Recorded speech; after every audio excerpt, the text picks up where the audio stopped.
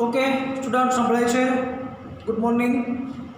હવે આપણે ચેપ્ટર 11 જળ સંસાધન, જેમાં ગઈકાલે બહુહેતુક યોજનાઓ અને બહુહેતુક યોજનાઓના ઉદ્દેશ અથવા તો હેતુઓ ભણ્યા હતા, બરાબર?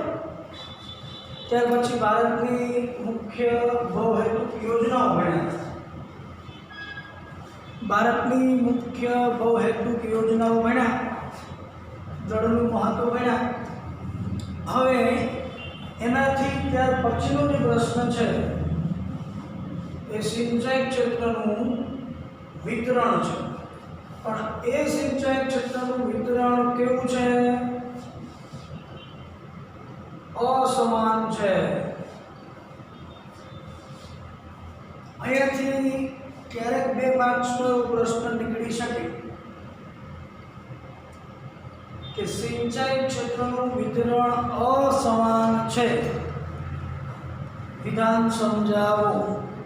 ત્યારે તમારે ટેક્સ્ટબુકમાં જે ટોપિક આપેલો છે સિંચાઈ ક્ષેત્રનું વિતરણ અસમાન આવો એક ટોપિક આપેલો છે, એના જવાબમાં તમારે એ 2 પેરેગ્રાફ લખવાના રહેશે. ઓકે, પણ મેઇન એના 4-5 મુદ્દાઓ છે એ તમારે ખાસ યાદ રાખવાના છે, જે આંકડાકીય માહિતી છે. અને એ આંકડાકીય માહિતી દ્વારા જ સ્પષ્ટ થાય કે સિંચાઈ ક્ષેત્રનું વિતરણ ખરેખર ભારત દેશમાં ઘણું જ અસમાન છે. ઓકે, એટલે ભારત, આપણે ગઈકાલે ભણ્યા હતા બહુહેતુક યોજના વિશે.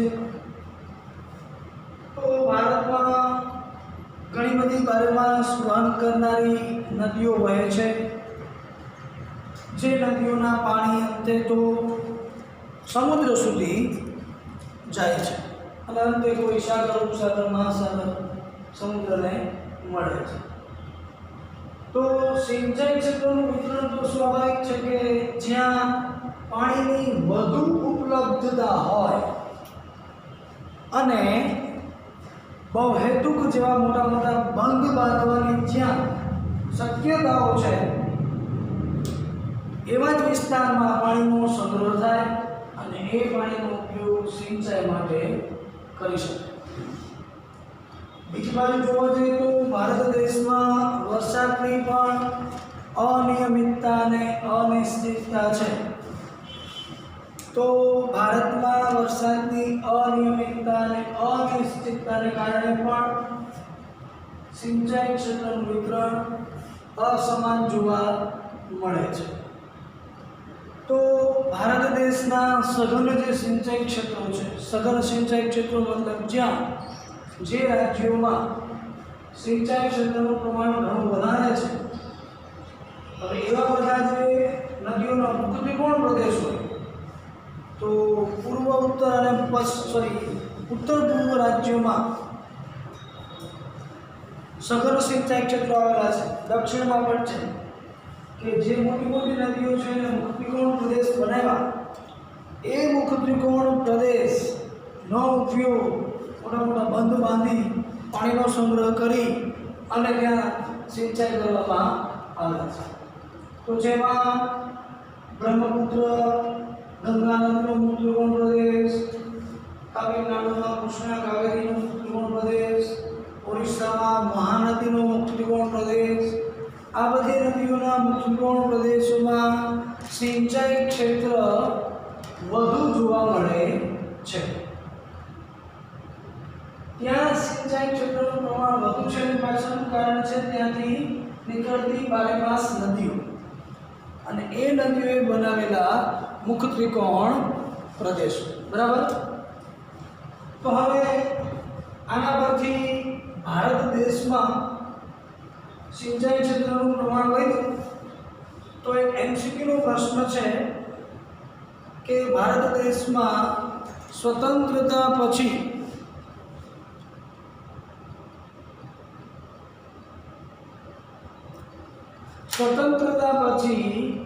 દેશમાં સિંચાઈ ક્ષેત્ર 4 ગણા વધ્યું છે. 4 ગણું. આપણે વાત થઈ હતી કે ઈસવીસન 1975ની આજુબાજુ દામોદર ખેડી યોજના શરૂ થઈ. દામોદર નદી પર અને તેની આસપાસના વિસ્તારોને અહેતુક બંધનો લાભ મળ્યો. આવી રીતે એક પછી એક નદીઓ પર મોટા મોટા બંધ બાંધી સરોવરોમાં જળસંચયન કર્યું અને એ પાણીનો ઉપયોગ મુખ્યત્વે સિંચાઈ કરવા માટે કર્યો. તો એમસીક્યુનો એવો પ્રશ્ન છે, આગળ યાદ રાખવાનું ખાસ કે દેશમાં સ્વતંત્રતા પછી સિંચાઈ ક્ષેત્ર ખાલી જગ્યા ઘણું વધ્યું છે. તો જવાબ આવશે 4 ગણું. દેશના આઝાદ થયા પછી સિંચાઈ ક્ષેત્રોમાં 4 ગણો વધારો થયો. આના પરથી આપણને ખ્યાલ આવે કે સિંચાઈ ક્ષેત્રનો સારા એવા પ્રમાણમાં વિકાસ થયો છે. બીજો એમસીક્યુનો પ્રશ્ન છે, ભારત દેશમાં જે સ્પષ્ટ વાવેતર વિસ્તાર છે એ સ્પષ્ટ વાવેતર વિસ્તારના 38% ભાગમાં સિંચાઈ થાય છે. આ પણ એમસીક્યુનો પ્રશ્ન છે જે તમારે ખાસ યાદ રાખવાનો છે. ભારતમાં સ્પષ્ટ વાવેતર ક્ષેત્રના ખાલી જગ્યા ટકા ભાગમાં સિંચાઈ થાય છે. તો જવાબ આવશે 38%.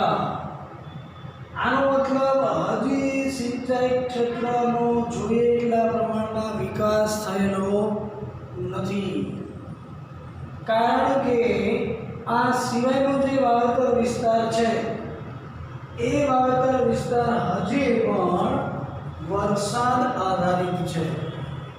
એટલે સ્પષ્ટ વાવેતર ક્ષેત્રના માત્ર 38% ભાગમાં સિંચાઈ થાય છે. હવે એનાથી આગળ એમસીક્યુના પ્રશ્નો છે. 2 આંકડા ભણવા છે.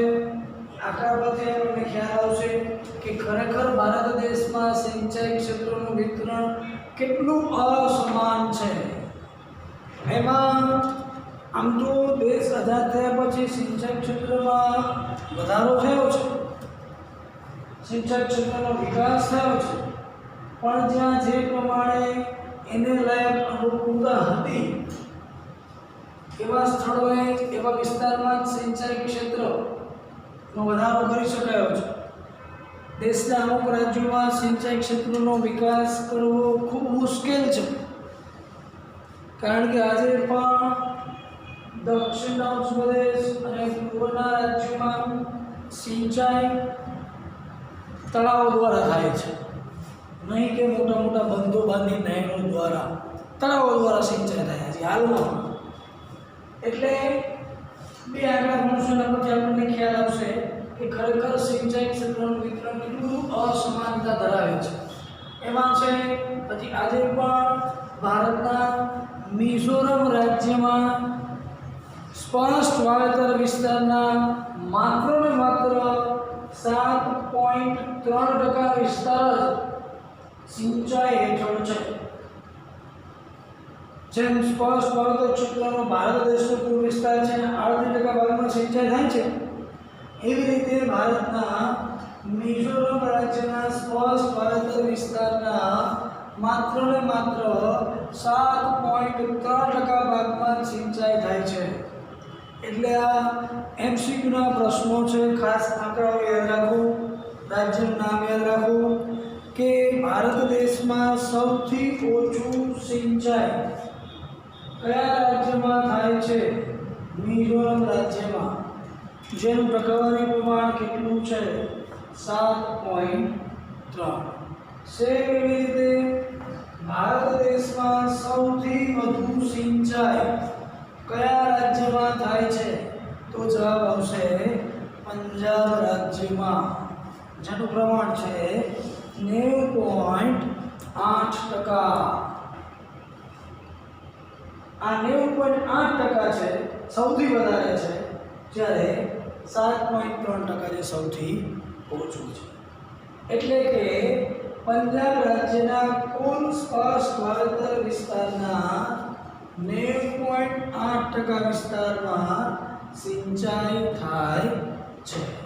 એટલે તો પંજાબ આખા ભારત દેશમાં સૌથી વધુ કૃષિ ક્ષેત્રે આગળ પડતું રાજ્ય છે. સારા એવા પ્રમાણમાં કૃષિ ક્ષેત્રનો વિકાસ પંજાબ રાજ્યમાં થયેલો છે. પંજાબમાં કઈ યોજના એવી આપણે ગઈકાલે ભણ્યા હતા?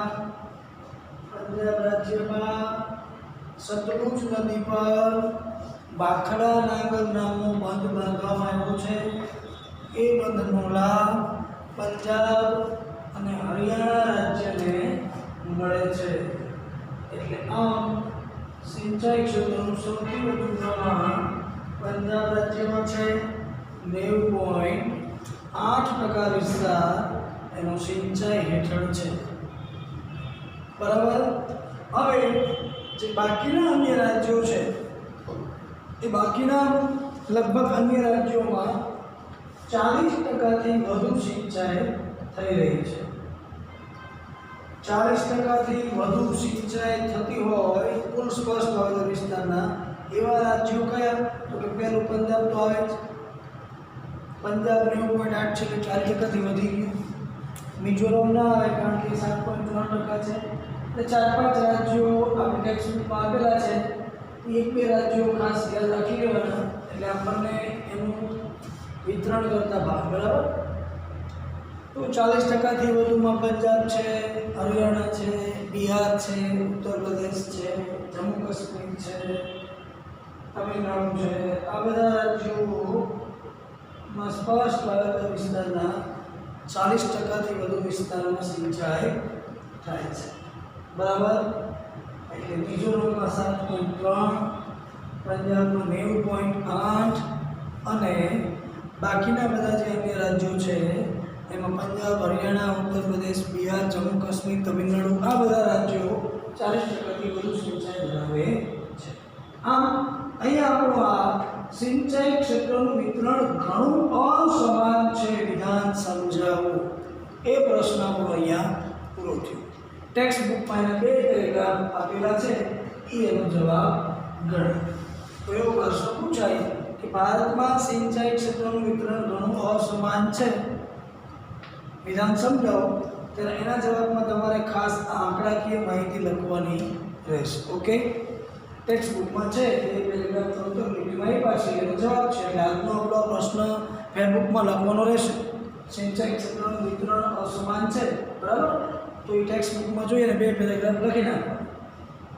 આગળનો આપણે મુદ્દો ભણવા જઈ રહ્યા છીએ જળ સંકટ. અત્યાર સુધી આપણે બહુહેતુક યોજનાઓ વિશે ભણ્યા. આટલી બધી બહુહેતુક યોજનાઓ દેશમાં છે. આટલા બધા વિસ્તારમાં સિંચાઈ ક્ષેત્રનો લાભ મળી રહ્યો છે. આમ છતાં પણ દેશમાં જળ સંકટનો સામનો આજે પણ આપણે કરી રહ્યા છીએ. જળ તો છે, જળની ઉપલબ્ધતા પણ પૃથ્વી સપાટી પર ઘણી બધી છે, પણ એ જળનો ઉપયોગ આપણે ઓછી માત્રામાં કરી રહ્યા છીએ. જળને જો રોકી અને એના પર બંધ બાંધવામાં ન આવે, મતલબ જળનો સંચય કરવામાં ન આવે, તો એ જળ અંતે તો વહીને એ કોઈ મોટા સમુદ્રમાં જતું રહે છે. માટે જળનો આપણે પરિસ્થિતિ મુજબ એને રોકી અને એનો ઉપયોગ કરવો એ ખૂબ અનિવાર્ય છે. એટલે દેશમાં જળ સંકટ થવા પાછળના આમ તો 2-4 કારણો પણ છે. આજે દેશમાં તમે જુઓ નદીઓ 12 માસ વહન કરે છે, પણ એ નદીઓ બધી હવે દૂષિત થતી જાય છે. કારણ કે જળ પ્રદૂષણનું પ્રમાણ વધતું જાય છે. એની પાછળ જવાબદાર પરિબળ એ આપણે જ છે, મતલબ માનવી જ છે.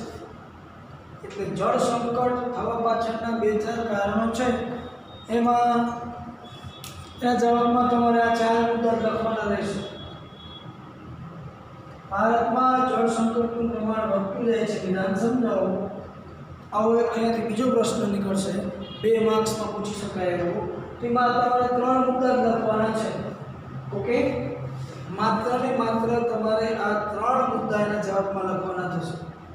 બુકમાં આપેલા જ છે. જળ સંકટવાળો ટોપિક છે. એ જળ સંકટવાળા ટોપિકની અંદર જ આ 3 મુદ્દાઓ આપેલા છે. અંડરલાઈન કરી નાખજો એટલે તમને ખ્યાલ આવે. બીજી ક્યાંયથી જવાબ લખવાની જરૂર નથી. તો જળ સંકટવાળો જે 2 માર્ક્સનો પ્રશ્ન આજે આપણે હોમવર્કમાં આપશું એની અંદર શા માટે જળ સંકટનું પ્રમાણ વધતું જાય છે? કારણ કે ભારત દેશની વસ્તી દિન પ્રતિદિન વધતી જાય છે. હવે વસ્તી વધતી જાય એટલે એ વસ્તીની અનાજની માંગ પણ વધતી જાય. એટલે વધતી જતી વસ્તી માટે અનાજની વધતી જતી માંગ એ જળ સંકટનું એક જવાબદાર પરિબળ ગણાવી શકાય. વસ્તી વધે એટલે લોકોની જરૂરિયાત પણ વધતી જાય.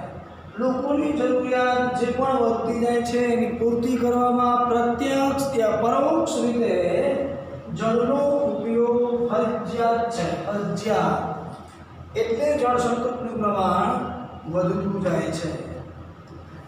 વધતી જતી વસ્તી માટે અનાજની માંગ વધતી જાય તો બીજી બાજુ તમે જુઓ કે અત્યારે વર્તમાન સમયમાં હવે ધાન્ય પાકોની ખેતીનું પ્રમાણ ઘટતું જાય છે.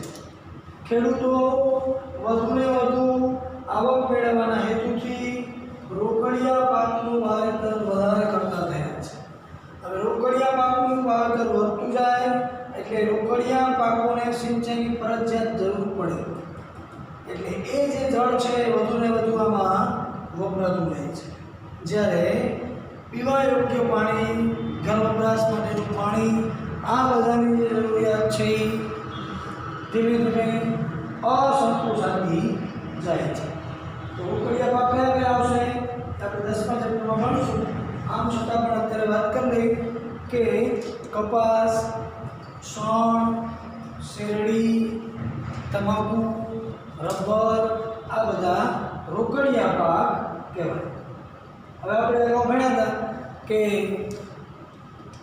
શેરડી, શણ, ડાંગર આ બધા એવા પાક છે જેને વધુને વધુ પાણીની જરૂર પડે. વધુને વધુ પાણીની જરૂર પડે.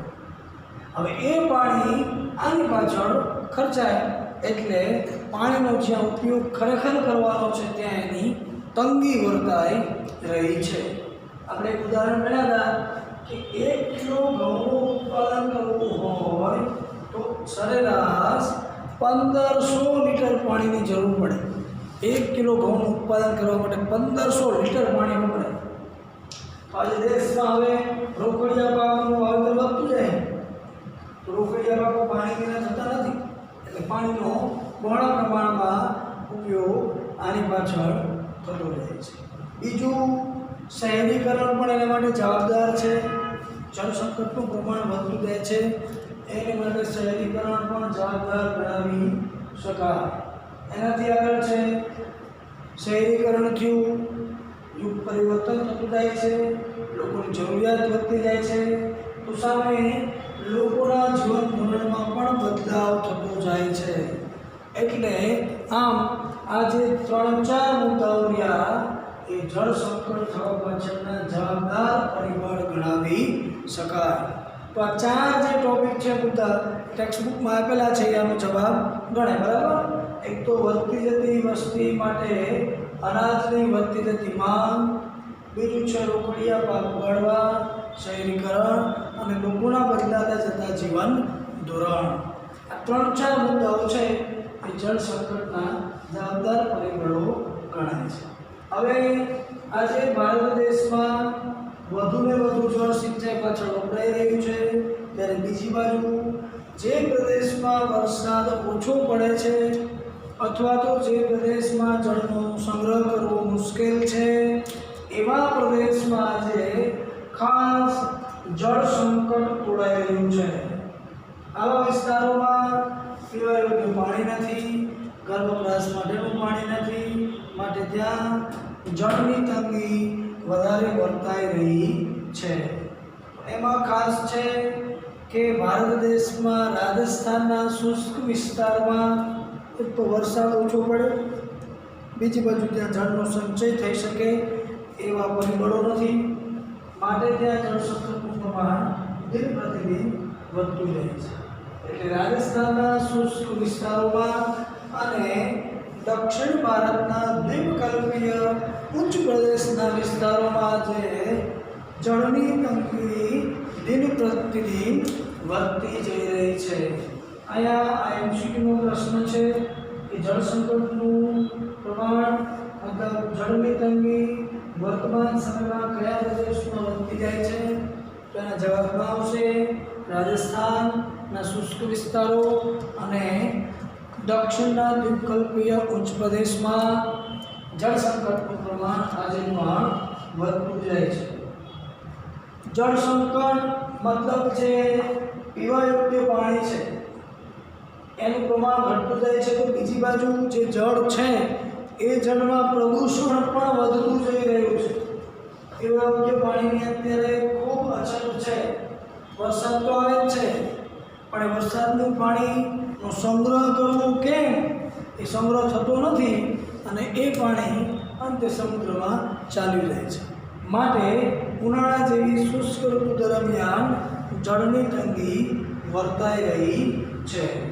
હવે તો કે ખાસ પાણીની ગુણવત્તા ઘટતી જઈ રહી છે. સમજો, દિન પ્રતિદિન જે પાણીની શુદ્ધતા છે, ગુણવત્તા એ ઘટતી જાય છે. જળ પ્રદૂષણનું પ્રમાણ વધતું જાય છે, જેના પરિણામ સ્વરૂપ અનેક એવા જળજન્ય રોગ પણ વધતા જાય છે.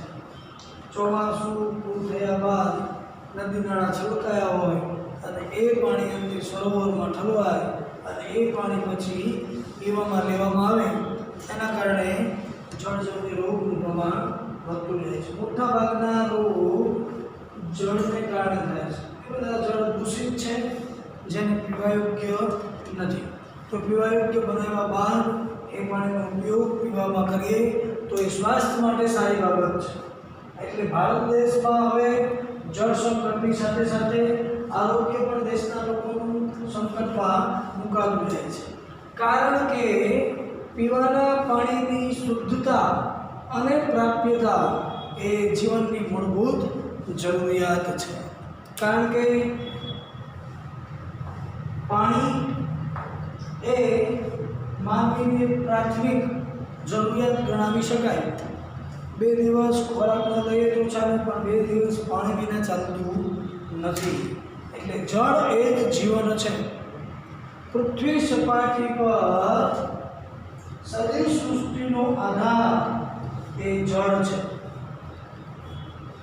જળ વિનાના જીવનની કલ્પના કરવી પણ ખૂબ મુશ્કેલ છે. હવે એવી પરિસ્થિતિમાં ભારત દેશમાં પીવાના પાણીની પ્રાપ્યતા અને શુદ્ધતા જોવા મળતી નથી. પ્રાપ્યતા મતલબ ઉપલબ્ધ પણ નથી, અને જો ઉપલબ્ધ છે તો એ શુદ્ધ નથી. જ્યારે માનવીની જીવનની મૂળભૂત જરૂરિયાત એ પીવાના પાણીની શુદ્ધતા અને પ્રાપ્યતા પર રહેલી છે. એટલે આમ ભારત દેશમાં જળ સંકટનું પ્રમાણ પણ વધતું જાય છે અને બીજી બાજુ પીવાના પાણી કે પાણીની ગુણવત્તા પણ ઘટતી જાય છે. મિત્રો, આજે પણ ભારત દેશમાં પીવાના પાણીની ગુણવત્તા તો ઘટતી જાય છે, આમ છતાં પણ આજે પીવાના પાણીની એટલી બધી તંગી વર્તાઈ રહી છે, કેમ કે જળ સંચયન થતું નથી. જળ સંચયન મતલબ જળનો સંગ્રહ કરવો તે. જળ સંચયન ન થવાને કારણે પીવાના પાણીની તંગી દિન પ્રતિદિન વધતી જઈ રહી છે. આજે પણ ભારત દેશના 8% શહેરોમાં પીવા યોગ્ય પાણીની તીવ્ર અછત છે. તીવ્ર અછત. એક સમયે તો સુરેન્દ્રનગર પણ આવતું 8% શહેરમાં એક સમયે. તો હવે મોટો ડેમ અને એ ડેમ ખાલી થતાની પહેલાં જ સરદાર સરોવર બંધમાંથી જે નહેરો દ્વારા પાણી નીકળે છે એ નહેર દ્વારા એ ડેમને ભરી આપવામાં આવે છે અને સુરેન્દ્રનગરના લોકોને પીવાના પાણીની અછતનો ખ્યાલ નથી. પણ એક સમયે સુરેન્દ્રનગરમાં પણ ઘરે પૂછજો 10 દિવસે પાણી આવતું, 8 દિવસે. એટલે આજે પણ ભારત દેશમાં 8% શહેરોની અંદર પીવાના પાણીની તીવ્ર અછત વર્તાઈ રહી છે. MCQનો પ્રશ્ન છે કે ભારતમાં ખાલી કેટલા ટકા શહેરોમાં પાણીની તીવ્ર અછત છે? તો જવાબ આવશે 8%.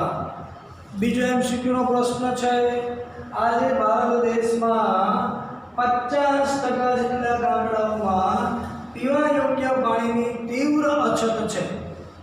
ચોમાસામાં જરૂર નથી બહુ પડતી, શિયાળામાં પણ અછત નથી વર્તાતી, પણ જેમ શિયાળો પૂરો થાય, ઉનાળો શરૂ થતો જાય, જેમ જેમ ઉનાળો શરૂ થયા પછી ચોમાસું ખેંચાતું જાય, મતલબ ઉનાળો વધતો જાય જ્યાં સુધી વરસાદ ના આવે ત્યાં સુધી આજે ભારત દેશના 50% જેટલા ગામોમાં પીવા યોગ્ય પાણીની અછત વર્તાઈ રહી છે. આ બે આંકડા ખાસ યાદ રાખવાના છે. 8% શહેરોમાં અને 50% જેટલા ગામડાઓમાં પીવા યોગ્ય પાણીની ખૂબ અછત વર્તાઈ રહી છે. ભારત દેશમાં જોવા જાવ તો હજી પણ વરસાદની અનિયમિતતા અને અનિશ્ચિતતા તો છે જ. એટલે અનિયમિતતા અને અનિશ્ચિતતાને કારણે દેશમાં આવી પરિસ્થિતિનો સામનો આપણે કરી રહ્યા છીએ. જ્યાં વરસાદ પડે છે ત્યાં વધુને વધુ વરસાદ પડી રહ્યો છે, જ્યાં વરસાદ નથી આવતો ત્યાં વરસાદ ખૂબ ઓછો આવે છે, મતલબ દુષ્કાળની પરિસ્થિતિ ઊભી થાય છે. રાજસ્થાનના શુષ્ક વિસ્તારમાં વરસાદ ગમે તેટલો પડે તો શું કરવાનું? કારણ કે ત્યાં જળનો સંચય કરવો અઘરો છે. રેત વિસ્તાર છે, રેત વિસ્તારમાં જળનો સંગ્રહ થઈ શકતો નથી. એટલા માટે તો આપણે ગઈકાલે ભણ્યા હતા કે ઇન્દિરા નહેરનું નિર્માણ રાજસ્થાનમાં થયેલું છે. જે પાણી છે પંજાબ અને હરિયાણામાંથી લઈ જવામાં આવે છે રાજસ્થાનની અંદર.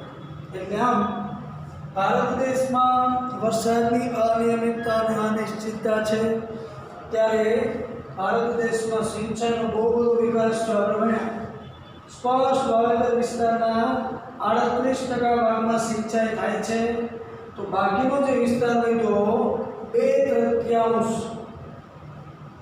તો દેશમાં આજે પણ 2/3 વિસ્તાર વરસાદ પર આધારિત છે. કારણ કે ભારત ખેતી પ્રધાન દેશ છે. ખેતી પ્રધાન દેશમાં સિંચાઈનો જેટલો વિકાસ થાય એટલી જ ખેત ઉત્પાદકતા વધે. ત્યારે હજી પણ આપણે સિંચાઈ બાબતે ઘણું બધું કરવાનું બાકી છે. સિંચાઈનો હજી જોઈએ એટલો વિકાસ કરી શક્યા નથી. એટલે 2/3 ભાગ આજે પણ કૃષિ ક્ષેત્રનો હજી પણ વરસાદ પર આધારિત છે. એટલે આમ જોવા જઈએ તો 38 એટલે કેટલા થશે? બાકીના બધા 62% ગણો તો પણ ચાલે. ઓકે, એટલે 38% ભાગ સિંચાઈ હેઠળ છે, સ્પષ્ટ વાવેતર વિસ્તારનો, અને 62% વિસ્તાર વરસાદ પર આધારિત છે. બીજી રીતે કહેવું હોય તો ટેક્સ્ટ બુકમાં પ્રમાણે છે કે 2/3 વિસ્તાર આજે પણ ભારત દેશમાં વરસાદ પર આધારિત છે. એટલે આ આંકડો એક ખાસ તમારે યાદ રાખવાનું રહેશે. આજે પણ ભારત દેશમાં કુલ સ્પષ્ટ વાવેતર વિસ્તારના કેટલા ટકા ભાગ કૃષિ ક્ષેત્રનો વરસાદ પર આધારિત છે? તો જવાબ આવશે 2/3 ભાગ વરસાદ પર આધારિત છે. ઓકે, બીજું કે વરસાદ પર આધારિત જે વિસ્તાર છે એટલે હવે ત્યાં પણ સિંચાઈ કરવી એ જરૂરી છે. એટલે શું કરે છે તો કે કૂવા અને ટ્યુબવેલ, આ આપણે અગાઉ ભણ્યા હતા. સિંચાઈના 3 મુખ્ય માધ્યમો છે. પહેલું છે કૂવા અને ટ્યુબવેલ, બીજું હતું નહેરો, અને ત્રીજું હતું તળાવ. તો અહીંયા જે સિંચાઈ પૂરી પાડવામાં આવી નથી ત્યાં જે કૃષિ ક્ષેત્રનો વિકાસ થઈ રહ્યો છે જે વરસાદ પર આધારિત છે, તો ત્યાં પણ સિંચાઈ થાય જ છે. પણ સિંચાઈ કયા માધ્યમથી થાય છે?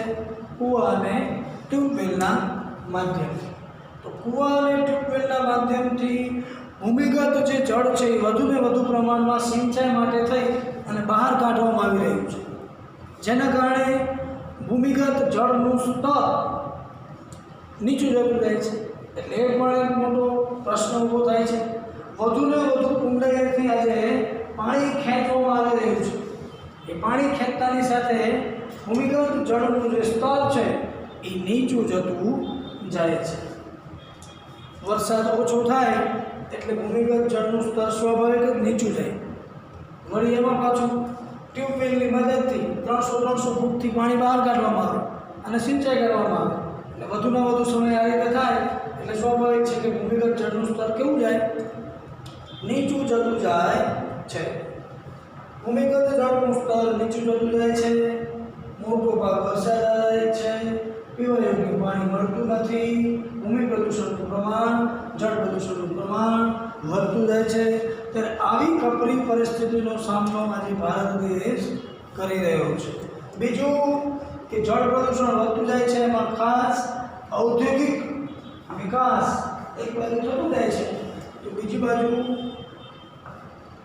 કારખાનાઓ કે ફેક્ટરીઓમાંથી મલિન જળ છોડવામાં આવી રહ્યું છે. મલિન મતલબ ગંદુ જળ, કેમિકલવાળા પાણી આજે નદીઓમાં ઠાલવવામાં આવે છે, જેના કારણે જળ પ્રદૂષણનું પ્રમાણ વધતું જાય છે.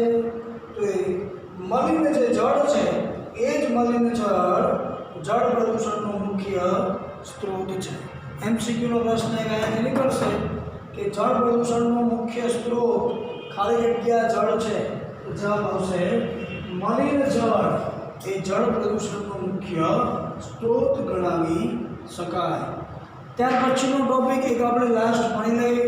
એમાં ખાસ 2 MCQના પ્રશ્નો છે. એ ટોપિક છે જળ સંસાધનની જાળવણી. જળ સંસાધનની જાળવણી કરવી એ ખૂબ અનિવાર્ય બાબત છે, કારણ કે જળ એ જીવન છે. જળ એ મુખ્ય કુદરતી સંસાધન છે. જળ એ માનવીની પ્રાથમિક જરૂરિયાત છે. જળ વિનાનું જીવન ખૂબ મુશ્કેલ છે. પૃથ્વી સપાટી પર સજીવ સૃષ્ટિનો મુખ્ય આધાર એ જળ છે. ત્યારે જળ સંસાધનની જાળવણી કરવી એ ખૂબ અનિવાર્ય છે. અને જળ સંસાધનની જાળવણી એટલે જળ સંરક્ષણ. જળ સંરક્ષણ એટલે શું હતું કે જળ સંસાધનની જાળવણી કરવી એટલે જળ સંરક્ષણ. જળ સંરક્ષણ કર્યા પછી જળનું વ્યવસ્થાપન કરવું એ ખૂબ જરૂરી છે. આજે તમે વિચારો 93% જળ વહીને જતું રહે, જેને આપણે પુષ્ટિએ જળ કહીએ. પૃથ્વી સપાટી પર જળ તો છે જ, પણ વહીને જતું રહે છે. તો એનું વ્યવસ્થાપન કરવું એ ખૂબ જરૂરી છે. તો એનું વ્યવસ્થાપન કયા માધ્યમથી થાય? તો કે મોટા મોટા જળાશયોના નિર્માણ કરવા પડે. વધુમાં વધુ જળાશયોનું નિર્માણ કરવાથી અને એક નદી બેસિનને બીજી નદી બેસિનમાં જોઈન્ટ કરવાથી અને ભૂમિગત જળની સપાટી ઉપર લાવવાથી જળનું વ્યવસ્થાપન થશે. તે વ્યવસ્થાપન થાય એને આપણે શું કહીએ છીએ કે જળ વ્યવસ્થાપનના સામાન્ય ઉપાયો. જળ વ્યવસ્થાપનના સામાન્ય ઉપાયો એ 3 છે મુખ્યત્વે. એ જળ સંસાધનની જાળવણીમાં છેલ્લી 2 લીટીમાં આપેલા છે. તે છે એક તો જળ વ્યવસ્થાપન કરવામાં ખાસ વધુને વધુ જળાશયોના નિર્માણ કરવા. બીજું એક નદી બેસિનને બીજી નદી બેસિન સાથે જોઈન્ટ કરવી અને ભૂમિગત જળની સપાટી ઉપર લાવવી. આને કહેવાય જળ વ્યવસ્થાપન અથવા તો જળ સંરક્ષણના સામાન્ય ઉપાયો. જળનું સંરક્ષણ કરવું એટલે જળ સંસાધનની જાળવણી કરવી, કારણ કે જળનો સીધો સંબંધ શિવ સૃષ્ટિ અથવા તો સજીવ સૃષ્ટિ સાથે રહેલો છે. માટે જળનો જો સીધો સંબંધ સમગ્ર જીવ સૃષ્ટિ સાથે રહેલો હોય તો જળનું સંરક્ષણ કરવું મતલબ જળની જાળવણી કરવી અને એ જળનું વ્યવસ્થાપન કરવું એ અનિવાર્ય બનતું જાય છે. એટલે આમ અહીંયા આપણા આજના આટલા ટોપિક પૂર્ણ છે. એમાં 2 પ્રશ્નો તમને આપવાના છે. એમાં એક છે સિંચાઈ ક્ષેત્રનું વિતરણ અસમાન છે અને બીજો પ્રશ્ન આપવાનો છે જળ સંકટ વધતા જવા પાછળના કારણો જણાવો. આજે 2 પ્રશ્ન આપવાના છે. ટેક્સ્ટબુકમાંથી ક્ષેત્રનું જે વિતરણ અસમાન છે ભણ્યા એમાં 2 પેરેગ્રાફ છે લખી નાખવાના. અને જળ સંકટની અંદરનો જે ટોપિક છે એમાંથી તમને આજે 4 ટોપિક ભણાવ્યા હતા એ નીકળશે. તમારે ટેક્સ્ટબુકમાંથી જોઈને લખી નાખવાનો. બહુ સરળ પ્રશ્ન છે, 2 માર્ક્સમાં પૂછી શકાય એવું. ઓકે, પછી આ પ્રશ્ન આપણે આપવાનો થતો નથી. જળ સંસાધનની જાળવણી અથવા તો એનું વ્યવસ્થાપન એ આપણે આગળ હજી આપણે ભણવાનું છે એટલે એ આપતા નથી. નેક્સ્ટ લેક્ચર આપણે ભણવાનો ટોપિક જે થશે એ છે જળ પ્લાવિત ક્ષેત્રો વિકાસ. ઓકે, એ આપણે નેક્સ્ટ લેક્ચર ભણવાનો છે.